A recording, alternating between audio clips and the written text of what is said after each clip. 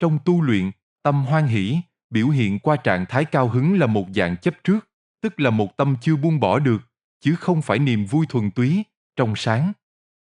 Nó khác với sự an vui nội tâm tĩnh tại của người tu luyện chân chính. Bản chất của tâm hoan hỷ là sự phấn khích, đắc ý quá mức khi có được điều gì đó. Nó có thể là một cảnh giới do tôi ngộ ra, một công năng xuất hiện, một lời khen, một thành tích tu luyện khiến tâm tôi bị dao động, mất đi trạng thái vô vi, tâm bất động cần có. Tôi thấy rằng, điểm mấu chốt là hoan hỷ tự nó chưa hẳn là xấu. Nhưng khi trở thành chấp trước, khi tâm bị nó dẫn động, bị nó chi phối thì nó cản trở người tu luyện để tôi đạt viên mãn. Nếu tôi khởi tâm cao hứng cũng có thể bị rớt xuống, phải tu luyện lại từ đầu. Về căn nguyên, tâm hoan hỷ thường hình thành từ, thứ nhất là lời khen ngợi. Tức là bản thân mình tự khen, và của người khác khen ngợi mình về tu luyện tốt, về công năng, về ngộ tính cao. Nguồn hình thành tâm hoan hỷ thứ hai tôi cho rằng, cũng có thể do tôi so sánh hơn người. Khi tôi ngầm cho rằng mình tu tốt hơn người khác, tâm này dễ dấy lên sự tự mãn, rồi biến nó thành hoan hỷ. Và nơi xuất phát thứ ba, có thể là ta đạt được sở đắc trong tu luyện như khai công khai ngộ, xuất hiện công năng, trải nghiệm cảnh giới đặc biệt. Theo tôi là chấp trước này không hình thành trong một đêm, mà nó được tích lũy dần dần, âm thầm, qua từng lời khen nhỏ, từng lần tự mãn nhỏ, đến mức người tu luyện có thể không nhận ra mình đã bị nó khống chế. Có tâm hoan hỷ đối với người tu luyện thì tâm hoan hỷ dễ nảy sinh khi so sánh cảnh giới, ngộ tính, hoặc thành tích tu luyện giữa mình và người khác dẫn đến tự đắc. Coi mình cao hơn, tu tốt hơn. Với người không tu luyện, người thường thì tâm hoan hỷ có thể nảy sinh khi được người đời khen ngợi, ngưỡng mộ, hoặc khi thấy bản thân hơn người thường về mặt đạo đức, trí huệ, hay biểu hiện bên ngoài dẫn đến tâm lý tự cao, muốn được công nhận. Như vậy, tôi cho rằng cả hai trường hợp trên đều xuất phát từ cùng một gốc, đó là tâm truy cầu sự công nhận từ bên ngoài và sự so sánh bản thân với người khác, dù là so với người tu hay người không tu, bản chất chấp trước vẫn là một. Tôi cũng cho rằng, một số biểu hiện thường gặp của tâm hoan hỷ, đó là khi ta cảm thấy phấn khích, tự hào quá mức khi được khen hoặc khi đạt một mốc nào đó trong tu luyện.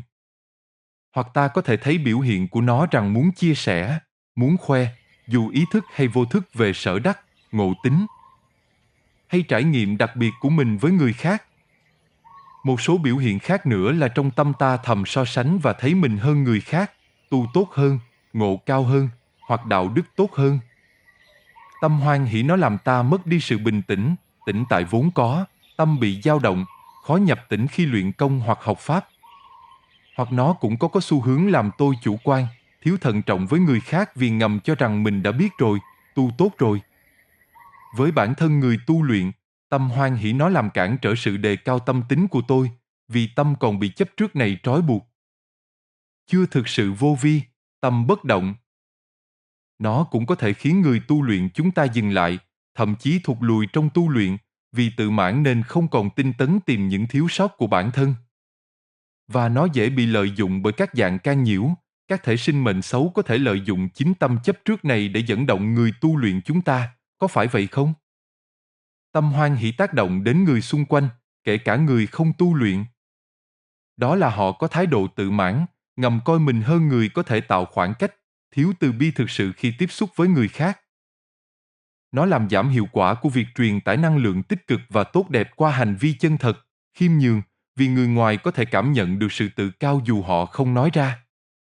Tôi cho rằng, có một số phương hướng thực hành tâm hoan hỷ cụ thể mà tôi có thể áp dụng, đó là: thứ nhất, thường xuyên hướng nội tìm. Mỗi khi tôi cảm thấy phấn khích, tự hào về một thành tích tu luyện hay một lời khen, tôi dừng lại và tự hỏi: đây có phải là tâm chấp trước đang khởi lên hay không, thay vì tôi để nó cuốn đi? Thứ hai là tôi không tự so sánh hơn kém với người khác, dù là với đồng tu hay người thường. Mỗi người có con đường, ngộ tính và tiến trình riêng khác nhau, việc so sánh chỉ nuôi lớn thêm tâm chấp trước trong tôi mà thôi. Đây là điều rất quan trọng, có phải vậy không? Điều thứ ba tôi cần thực hành buông bỏ tâm hoan hỷ, đó là đối đãi bình thường với khen chê. Khi được khen, tôi phải giữ tâm bình thản, không để nó khuấy động. Khi bị chê, tôi cũng dùng đó làm cơ hội để tìm ra thiếu sót thực sự của mình, thay vì phản ứng theo cảm xúc. Điều thứ tư là tôi phải giữ tâm khiêm tốn, coi tu luyện là việc không có điểm dừng. Càng đạt cảnh giới cao, càng cần thận trọng hơn, vì chấp trước có thể ẩn giấu tinh vi hơn ở tầng thứ cao. Có phải vậy không? Tôi cũng cần thực hành loại bỏ tâm hoan hỷ bằng cách học Pháp thường xuyên, đối chiếu tâm tính với Pháp.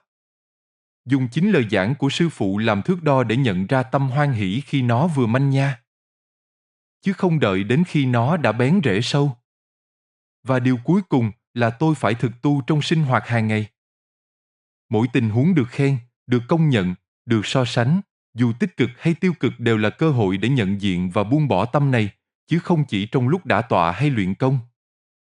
Tâm hoan hỷ thường được nhắc đến cùng tâm hiển thị, tâm tật đố, tâm tranh đấu. Vì trong tu luyện, các tâm này thường không tồn tại độc lập mà đan xen, nuôi dưỡng lẫn nhau. Tôi cho rằng, nếu biết các liên kết này sẽ giúp tôi hướng nội chính xác hơn. Vì đôi khi cái mà tôi tưởng là tâm hoan hỷ thực ra bắt rễ từ một tâm khác sâu hơn. Khi tâm hoan hỷ gắn với tâm hiển thị thì đây là cặp liên hệ chặt chẽ nhất. Tâm hiển thị là mong muốn, dù ý thức hay vô thức cho người khác thấy mình giỏi, mình đặc biệt, mình tu tốt.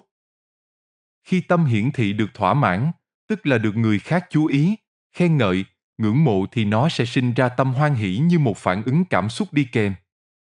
Lúc này, tôi cho rằng tâm hiển thị là động cơ, tâm hoan hỷ là kết quả cảm xúc. Một người có tâm hiển thị mạnh sẽ vô thức tạo ra hoặc tìm kiếm những tình huống để được công nhận, và mỗi lần được công nhận thì tâm hoan hỷ lại trỗi dậy, củng cố thêm cho tâm hiển thị, tạo thành vòng lặp tự nuôi dưỡng nhau. Có phải vậy không? Khi tâm hoan hỷ gắn với tâm tật đố thì đây là hai mặt của cùng một gốc. Đó là tâm so sánh bản thân với người khác. Khi so sánh mà thấy mình hơn thì thành tâm hoan hỷ, tự đắc. Khi so sánh mà thấy mình kém hơn thì thành tâm tật đố, ganh tị, khó chịu khi thấy người khác tu tốt hơn, có ngộ tính cao hơn, hay được công nhận nhiều hơn mình. Vì vậy, khi tôi dễ khởi tâm hoan hỷ, khi thắng thế trong so sánh, thường cũng chính là tôi dễ khởi tâm tật đố khi thất thế trong so sánh. Vì cả hai đều bắt nguồn từ việc chưa buông được thói quen đo lường bản thân qua người khác, thay vì đo lường qua chính pháp và tiêu chuẩn tâm tính. Khi tâm hoan hỷ mà gắn với tâm tranh đấu thì mối liên hệ này càng tinh vi hơn. Tâm tranh đấu là xu hướng muốn hơn thua, muốn chứng minh mình đúng, mình giỏi hơn. Nó có thể biểu hiện qua tranh luận, tranh công hay ngầm cạnh tranh trong tu luyện, ai ngộ cao hơn, ai làm được nhiều việc hơn. Khi tâm tranh đấu thắng, tức đạt được điều mình muốn chứng minh, nó cũng kích hoạt tâm hoan hỷ. Ngược lại, người có tâm hoan hỷ mạnh, quen với cảm giác được công nhận, được hơn người, thường sẽ khó chịu và dễ khởi tâm tranh đấu khi vị trí hơn người đó bị đe dọa. Ví dụ khi có ai đó chỉ ra thiếu sót của mình, hoặc khi người khác được chú ý nhiều hơn. Tôi cho rằng cái gốc chung là tâm chấp trước vào cái tôi, muốn cái tôi được nổi bật, được công nhận, được hơn người. Vì các tâm này liên kết với nhau, khi hướng nội, tôi có thể dùng một câu hỏi gốc để soi chiếu tất cả. Đó là, mình đang lấy điều gì làm thước đo cho giá trị bản thân? Là pháp lý và tiêu chuẩn tâm tính, hay là sự so sánh, công nhận từ người khác? Nếu tôi nhận ra mình đang phản ứng, dù là hoan hỷ, tật đố, hay tranh đấu vì bị cuốn vào việc so sánh với người khác, tu hay không tu, thì đó là dấu hiệu để tôi dừng lại, quay về hướng nội, thay vì chỉ xử lý riêng lẻ từng biểu hiện cảm xúc bên ngoài. Nếu tôi có tâm hoan hỷ xuất hiện ở khoảnh khắc rất ngắn, ví dụ khi tôi vui mừng vì có người đến mua món đồ của tôi và ngầm kỳ vọng giá sẽ bằng hoặc cao hơn người trả giá trước. Đó là niềm vui gắn với kỳ vọng được lợi, được hơn so với lần trước. Nhưng đây chỉ là lớp vỏ ngoài của một chấp trước sâu và rõ hơn nhiều. Nói cách khác, tâm hoan hỷ ở việc mua bán này chỉ là điểm khởi đầu, tức là có niềm vui khi có người mua. Còn phần nằm sau lại ở tâm được mất và tâm chấp trước vào tiền tài, giá trị vật chất, chứ không phải tâm hoan hỷ là trục chính.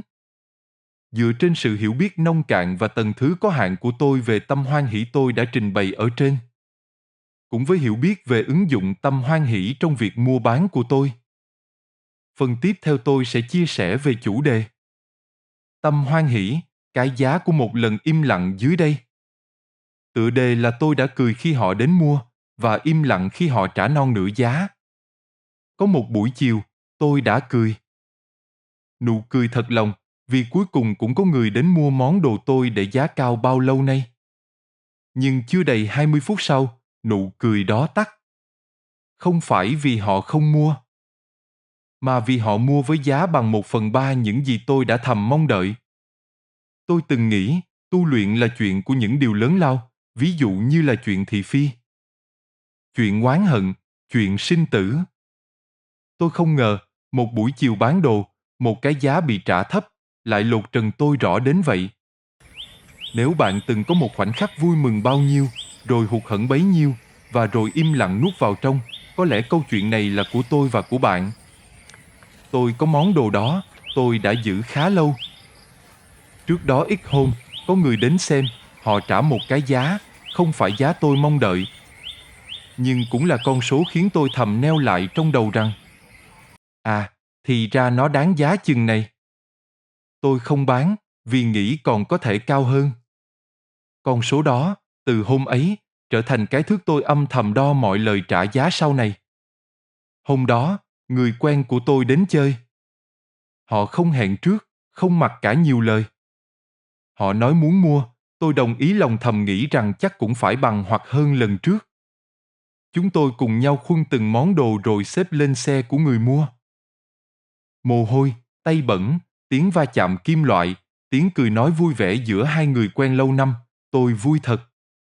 Cái vui của một người sắp được cả hai thứ đó là bán được đồ, lại bán cho người mình quý.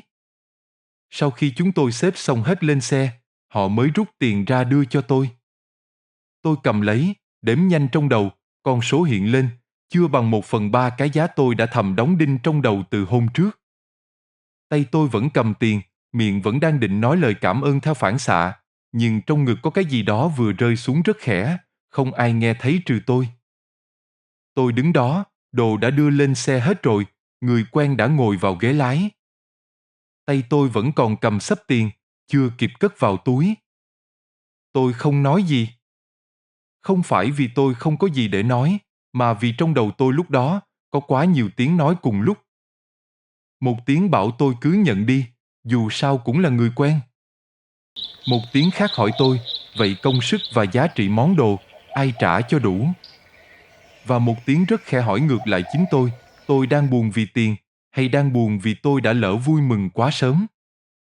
Chiếc xe chạy đi, tôi đứng lại một mình. Giữa khoảng sân trống, tay vẫn còn cầm số tiền ấy. Tôi tự hỏi mình, rốt cuộc, tôi đang tiếc cái gì?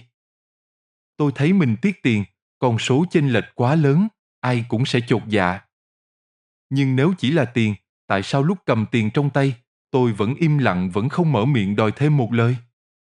Và tôi thấy tôi đang tiếc cái kỳ vọng tôi tự dựng lên. Tôi đã lấy con số của người trước làm thước đo, rồi tự vẽ ra một viễn cảnh rằng người quen này sẽ trả tương đương, hoặc là cao hơn một chút. Tôi vui mừng không phải vì có người mua, mà vì tôi tin viễn cảnh đó sẽ thành hiện thực. Khi nó không thành, cái vỡ ra không phải là món đồ mất giá, mà là cái kỳ vọng của chính tôi vỡ tan. Nhưng vì sao tôi không nói được một lời, dù chỉ là một câu hỏi nhẹ nhàng khi đồ đã chất đầy lên xe? Tôi tự biết, vì tôi sợ. Sợ làm hỏng mối quan hệ, sợ bị nghĩ là tính toán với người quen. Sợ cái hình ảnh dễ chịu, thoáng tính của mình trong mắt họ bị lung lay. Tôi đã chọn giữ hình ảnh đó bằng cách im lặng nuốt phần thiệt vào trong. Vậy hóa ra, không phải tôi rộng lượng. Tôi chỉ đang trả giá để giữ lấy một hình ảnh về bản thân mà tôi muốn người khác nhìn thấy về mình. Vậy thì, cái vui ban đầu của tôi khi thấy có người đến mua, nó thật đến đâu?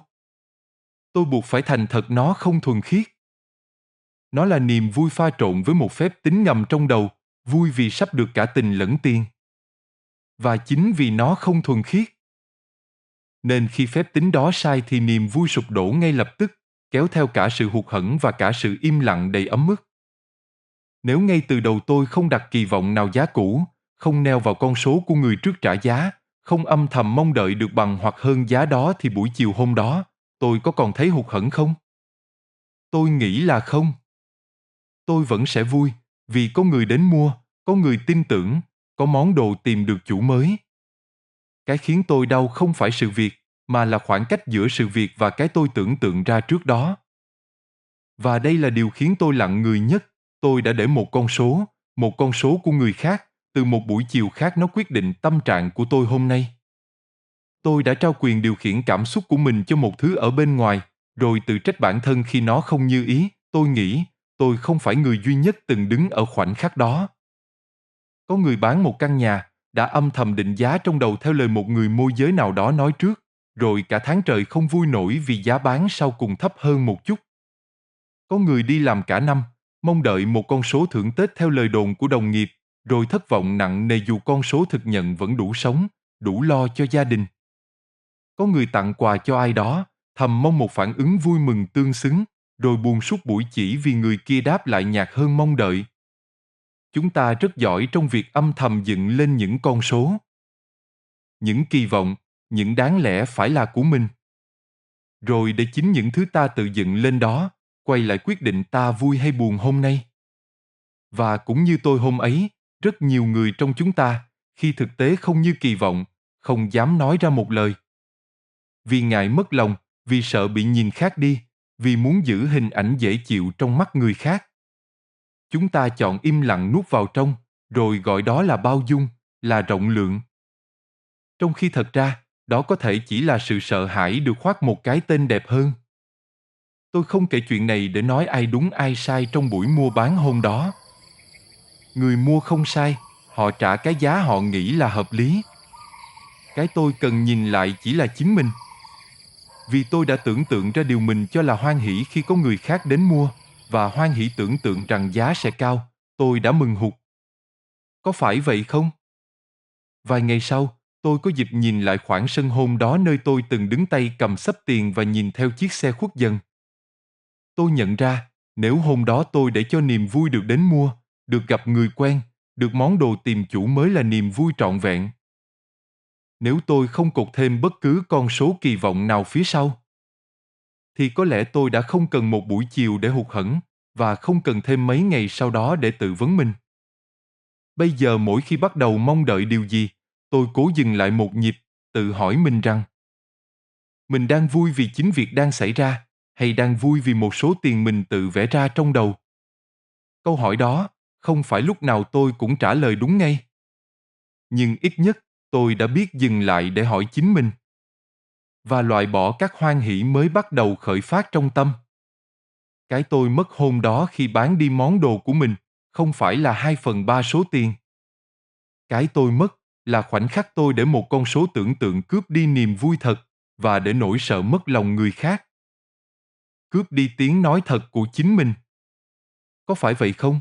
Nếu bạn cũng từng có một khoảnh khắc như vậy, vui mừng bao nhiêu, hụt hẫng bấy nhiêu, rồi lặng thinh nuốt vào trong, bạn vui lòng để lại một dòng bình luận bên dưới.